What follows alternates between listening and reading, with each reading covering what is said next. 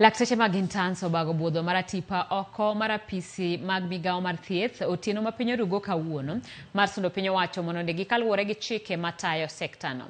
Laktechego ma bende oriyo e oko marapise godiochieng' manyoro kod ng'anyo mar twaka kod nakumicha mano jatend migao mar thieth ewi ndiko margi kaka ne oriko piny owacho singo ywak ni sirikand Kenya Kwanza ok en sirikal marito singo. Kwan lakteche ma owinjo mi orak ma gin sani interns en 1,500.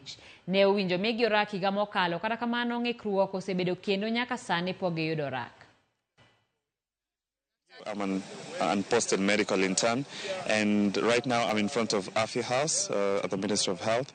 We are here to demonstrate and to remind the Cabinet Secretary for Health, that is Nakumicha, to please post us because it's our right. Serikali mzima imetumia pesa mingi sana kututrain. Ingawaje sasa wamesema ya kwamba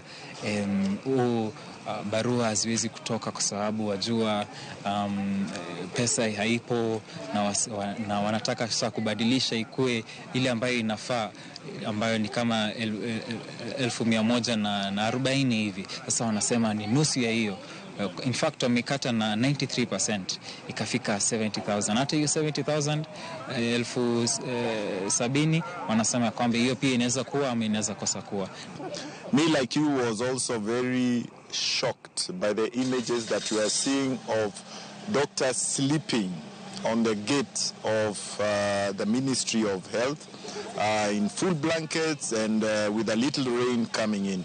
That picture alone should tell you that what we are doing is really not right. If there was a health service commission, then the budgeting for interns would have been done. It's really not a matter of not having money or not. It's a matter of prioritization. Health must be prioritized.